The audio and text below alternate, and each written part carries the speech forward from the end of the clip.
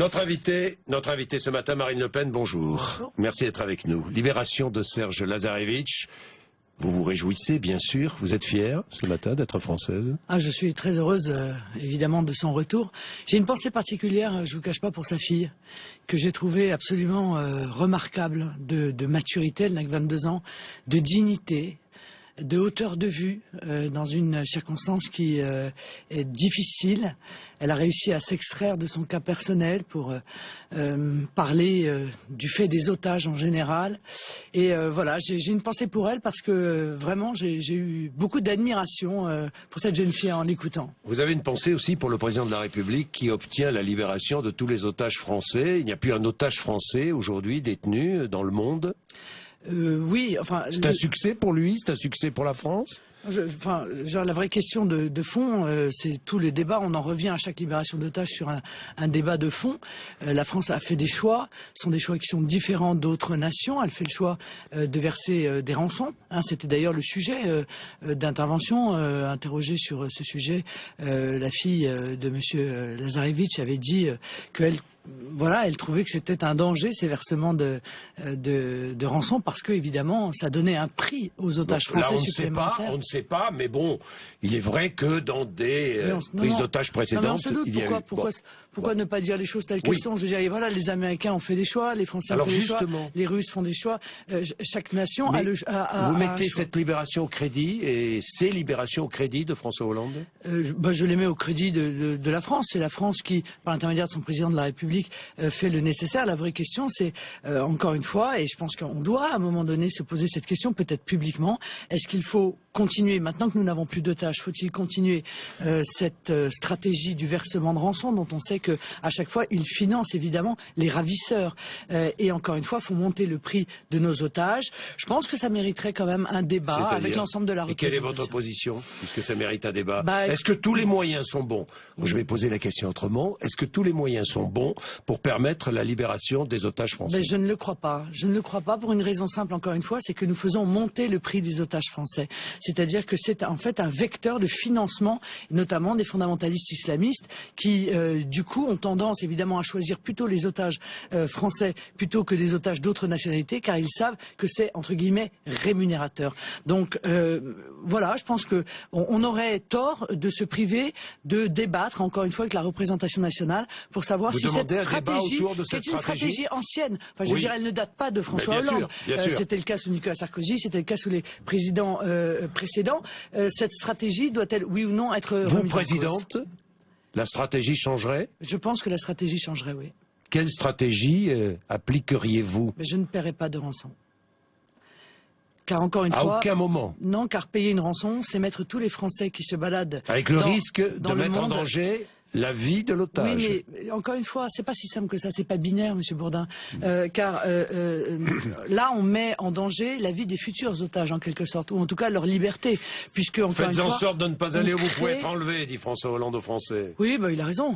Il a raison, je veux dire. Mais enfin, il a raison, mais est-ce que c'est suffisant? Car il y aura toujours des Français qui travaillent dans des entreprises françaises, dans des territoires qui peuvent être demain, je veux dire, les terrains de jeu des fondamentalistes. Donc il ne peut pas y avoir de danger zéro, si vous voulez, de risque zéro, mais c'est vrai qu'en payant régulièrement des rançons, on fait monter le prix de nos otages. Donc solution à l'américaine ou à la russe, quoi. Voilà. Je pense que ce sont les meilleures, ce sont celles qui permettent, si vous voulez, de limiter l'attractivité de ces prises d'otages. À propos des Américains, vous avez vu ce rapport sur la CIA, sur la torture employée. Nous avons torturé des gens après le 11 septembre, c'est Barack Obama qui le dit, opération transparence que vous mettez au crédit du gouvernement américain. Bon, je crois que vous n'avez plus tellement le choix. Enfin, je veux dire, c'est difficile aujourd'hui de tenir un secret pour une grande nation, et notamment sur des sujets comme cela. Donc ces choses-là nous dépassent, feignons d'en être les organisateurs en quelque sorte. Donc il est poussé à cette transparence. Non, mais je veux dire, moi je crois que chaque pays doit régler ses problèmes et il doit être souverain pour le faire. Mais il faut arrêter de voir dans les États-Unis le symbole du bien absolu. parce que bon, voilà. Vous les condamnez, ces tortures, cette pratique de la torture? Les Américains. Vous les condamnez? Non, mais moi je ne condamne pas. Parce que j'ai vu que les Républicains disaient, mais attendez, c'est grâce à la torture peut-être que nous avons obtenu des résultats en matière de lutte contre le terrorisme. Vous condamnez ou pas? Moi je pense que sur ces sujets-là, encore une fois, il est assez facile de venir sur un plateau de télévision pour dire, oulala, qu'est-ce que c'est mal. Il y a effectivement ce sont des contextes très compliqués, mais ce que je voudrais juste dire, c'est qu'il faut peut être utilisée parfois.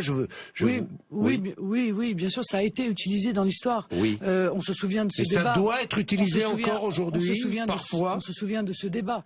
Moi, je crois que les gens qui s'occupent des terroristes et accessoirement de leur tirer des informations, lorsque ces informations permettent de sauver des vies civiles, sont des gens qui sont responsables. Alors, y a-t-il eu des abus? Peut-être, c'est aux États-Unis de le déterminer. Ce que je voudrais dire, c'est qu'il faut que les États-Unis arrêtent de donner des leçons morales, permettez-moi, au monde entier. Oui. Voilà, c'est tout ce que je voudrais dire. Parce que bien souvent, si vous voulez, ils sont les grands donneurs de leçons de morale en matière de droits de l'homme au monde entier, qui regardent juste ce qui se passe chez eux, c'est pas mal. Est-ce que la torture est excusable, l'utilisation de la torture? Parfois, dans certaines circonstances. Il peut y avoir des cas, permettez-moi de vous dire, où quand une bombe tic-tac, tic-tac, tic-tac doit exploser dans 1 heure ou dans 2 heures et accessoirement peut faire 200 ou 300 victimes civiles, où il est utile de faire parler la personne pour savoir où est la bombe. Même sous la torture. Ouais. Avec les moyens qu'on peut. Optimisation fiscale au Luxembourg. Ah. Oui, avec de nouvelles révélations, de noms d'entreprises internationales, de grands groupes qui ont profité de cette optimisation fiscale. Est-ce que vous demandez ce matin la démission de M. Jean-Claude Juncker? Mais j'ai fait bien mieux que ça, M. Bourdin. J'ai déposé une motion de censure au Parlement européen.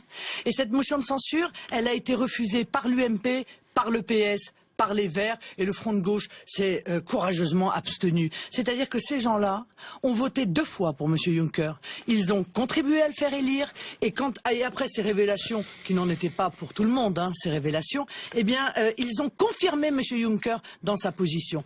On a assisté là à une organisation industrielle de l'optimisation fiscale. C'est quoi l'optimisation fiscale des grands groupes? C'est 300-400 grands groupes.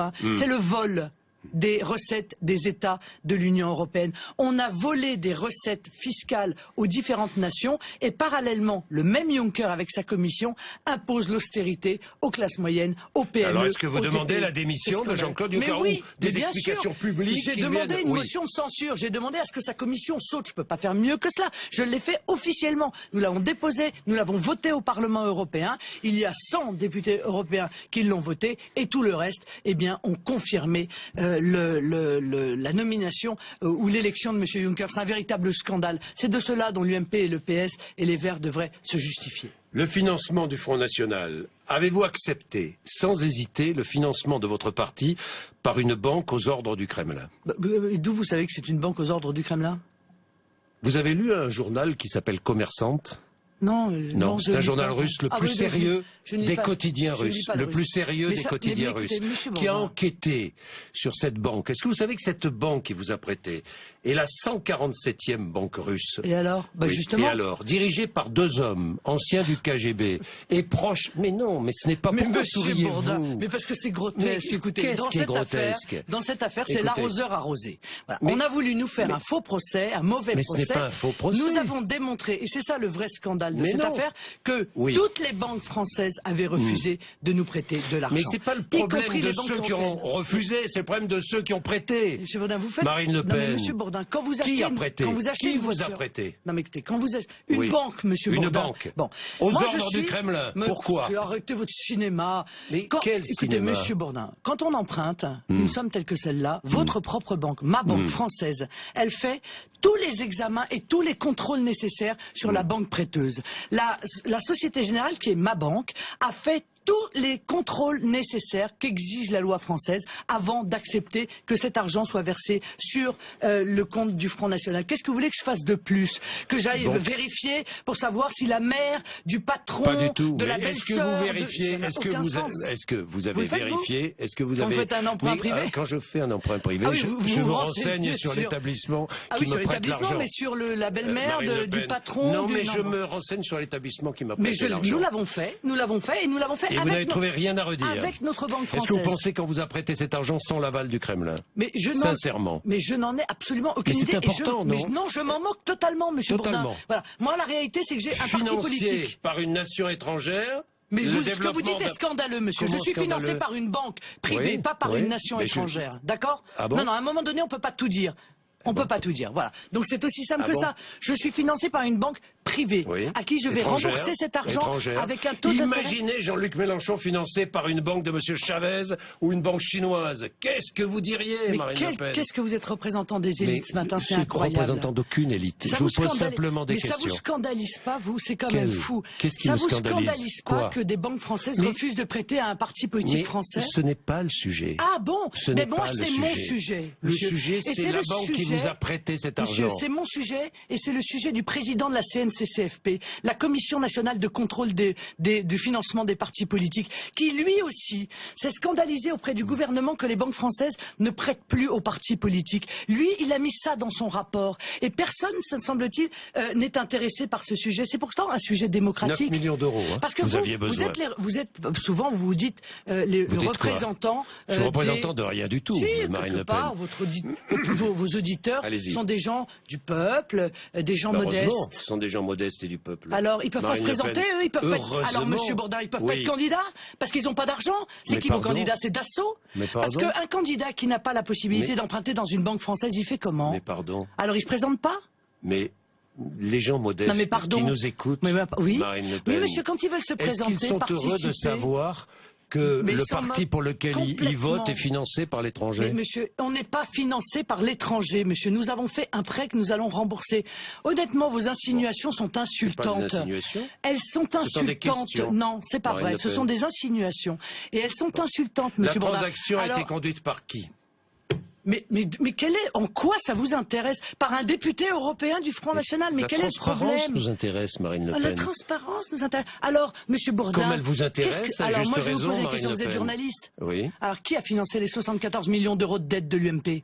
Ah, ben ça, je ne sais pas. Ah. Mais l'enquête le dira. Eh bien, mais L'enquête monsieur le Bourdin, dira, je mais l'espère. intéressez-vous. Et des confrères feront l'enquête. Mais faites-le, Moi, je vous. me suis intéressé à l'enquête 60 réalisée en Russie, Monsieur pas Bourdin, par mes confrères 74 français. millions d'euros. Il y a des dettes il y a des banques qui ont soutenu cette dette de l'UMP. Bon, vous savez ce qu'on va Qui? faire? Quelle banque? Vous savez ce qu'on va faire? Voilà. Je vais vous transmettre non, l'article non, de Commerçante non, qui va vous renseigner mieux que moi. Mais monsieur Hein? Bourdin, je Mieux que relance moi. pour la Bon. 60e fois parce que c'est un sujet Oui. qui vous passionne. Mais non, on va 60e passer à autre fois. chose. Non, pas tout de suite. Ah, Pas tout de suite. bon. Je répète, Oui. si une banque française, demain, veut prendre la place de la banque russe, Qu'elle vienne. demain matin, j'accepte de Bon. le faire. Et si elle peut me faire d'ailleurs un taux d'intérêt plus intéressant Oui, vous êtes à 6%, que celui... Oui, c'est un taux d'intérêt extrêmement lourd, figurez-vous. Bon, donc c'est pas un cadeau d'amis. Est-ce qu'il y a des commissions qui ont été versées tout de à suite. l'occasion? Oui, il y a une commission, 1% du contrat, ce qui est à peu À près... monsieur Jean-Luc Schaffhausen, c'est ça? Ce qui est à peu près Qui est député européen du Front l'habitude National. traditionnelle. Versé au Luxembourg? Pardon? Cette j'en sais- commission a été versée mais au je Luxembourg? n'en sais strictement rien Ah bon, et non, je mais m'en je vous moque, pose la question. monsieur. Mais je m'en moque complètement. Ah bon? Bon. Nous avons cherché un prêt, nous avons demandé à des personnes de nous en trouver un. Celui qui nous l'a trouvé a touché une commission, comme c'est le cas dans tous ces dossiers, sans aucune exception. Est-il Voilà. vrai que vous cherchez des locaux? Non, c'est pas vrai. J'ai lu ça, j'ai entendu ça chez des confrères. Ah bah c'est sûr Non, que c'est si faux. vous croyez que tout ce qui est écrit dans la presse est vrai, Bon.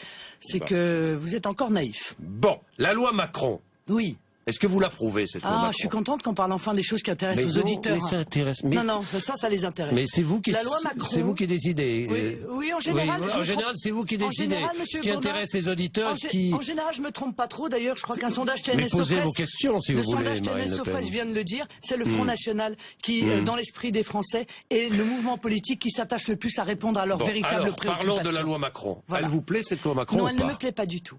C'est la mise en œuvre des exigences ultralibérales de l'Union européenne, qui sont les Donc fonds- l'ouverture le dimanche, les fonds non. de tiroir. L'ouverture passée à 12 dimanche, non.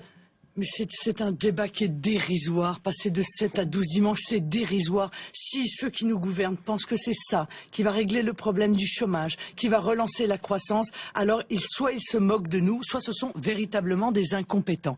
La réalité, c'est que on met en place le modèle ultralibéral qui a été mis en œuvre ailleurs, qui ne fonctionne pas, qui crée du déficit, qui crée du chômage, qui crée de la dette. Donc je suis Mais opposé à développer cela. les lignes d'autocar, non. Réforme des professions réglementées, Vous dites non. Non, non, non. Je suis contre cette réforme parce que cette réforme, elle va entraîner la désertification de nos campagnes et de la ruralité, notamment des pharmaciens, notamment des Les notaires. pharmaciens sont exclus de cette réforme, Oui. de la loi Macron. Ah bah c'est tout récent. Parce Non, que, c'est en pas tout récent. l'occurrence, il y a encore quelques, Non, il y a les encore pharmaciens quelques sont semaines, exclus il y du a projet encore- de loi il y a- Macron. Eh ben, ils ont réussi à sauver les petites pharmacies de proximité. J'en suis très heureuse pour eux. Le développement de l'épargne salariale, n'est-ce pas une bonne idée? Oui, c'est une bonne idée. Bien qu'il y a des méthodes beaucoup plus efficaces. Les actions en réalité gratuites pour les salariés, que n'est-ce cela. pas une bonne idée? Mais c'est directement tiré, ça, pour le coup, du projet présidentiel de Marine Le Pen.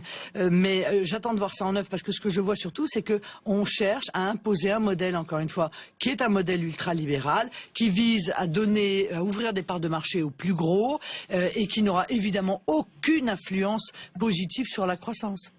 Aucune influence sur la croissance. Non. Non. Bon. Vous avez vu que Nicolas Sarkozy fait de vous son adversaire numéro 1? Merci, je m'en réjouis. Pourquoi? Parce que nous Vous sommes en le réjouissez, pourquoi? Parce que nous sommes le centre de la vie politique française. Chacun. Il fait de vous, donc, tout le monde. en vous désignant. Mais Monsieur Bourdin, tout le monde, vous aussi parfois. Tout le monde fait de nous Mais moi, je l'adversaire n'ai pas principal. d'adversaire, Marine Le Tout Pen. le monde. J'ai des Le questions, PS, simplement. Le PS fait de nous l'adversaire principal, l'UMP, c'est le cas des Verts, Madame Cosme l'a encore dit dimanche dernier sur le plateau de BFM. Tout le monde. La vie politique ne tourne qu'autour du Front National. Mais vous Voilà. avez voulu cela. Mais je vous réjouissez mais je de m'en ça. réjouis. Ça Oui. me permet d'ouvrir des débats qui sont fondamentaux pour les Français. Ça me permet de mettre sur la table les choix qui sont cruciaux pour la France. Ça me permet d'ouvrir, de faire tomber des tabous, notamment le tabou du débat sur l'euro, le tabou du débat sur l'Union européenne, etc. Je me réjouis bien sûr de cette situation. Pas de porc dans les cantines au nom de la laïcité. Oui, On est les bien maires ont le d'accord. droit. Oui, les maires ont le droit de le faire. Mais des crèches dans les mairies ou les bâtiments des conseils généraux, Oui. tolérées. Ça vous choque, ça? Non. Ah bon, bon, ça Mais va. arrêtez de Alors, ça penser, choque- de ça me choque- donner mon avis. Non, parce que ou pas. vous avez l'air... Non, absolument pas. Bon, ça choque Absolument personne. pas. D'accord, ça Non. choque personne. Ok. Les Absolument Français, pas. ils sont pour ça. Mais Ils sont oui, pour qu'il y ait des ça crèches. me choque, d'accord. Ils sont pour qu'il y ait des D'accord. crèches. Mais la laïcité, Parce vous que c'est défendez la tradition. laïcité Oui, je défends. ardemment. Oui, une laïcité intelligente. Ah, d'accord. Pas une laïcité Mais est-ce qu'il n'y totalement a pas une stupide. laïcité pour les musulmans, contre les musulmans, une laïcité qui n'existerait pas contre les Pour l'instant, chrétiens? c'est plutôt l'inverse. Enfin Bon. bon, ne C'est-à-dire- rentrons pas dans ce débat parce que pour c'est-à-dire- l'instant, c'est plutôt c'est-à-dire- l'inverse. Bah, pour l'instant, c'est plutôt l'inverse. Pour l'instant, les édiles, maires, présidents de conseils généraux qui vont participer aux festivités de la rupture du jeûne du Ramadan, etc., etc. C'est plutôt l'inverse. Moi, j'ai encore en mémoire une vidéo du jeune Jean Sarkozy il y a quelques années qui était venu pour fêter la rupture du jeûne et qui commençait son propos par en ce mois sacré de Ramadan et qui terminait par Inch'Allah. Vous voyez, bon, ça, effectivement, c'est une certaine rupture de la laïcité. Les crèches, c'est de la tradition et de la culture française. Voilà. C'est ainsi, la France est ce qu'elle est, elle restera ce qu'elle est, n'en déplaise à certains, et par conséquent, je ne vois aucun problème à ce qu'il puisse y avoir des crèches dans des lieux publics. Merci Marine Le Pen d'être venue nous voir à 8h55.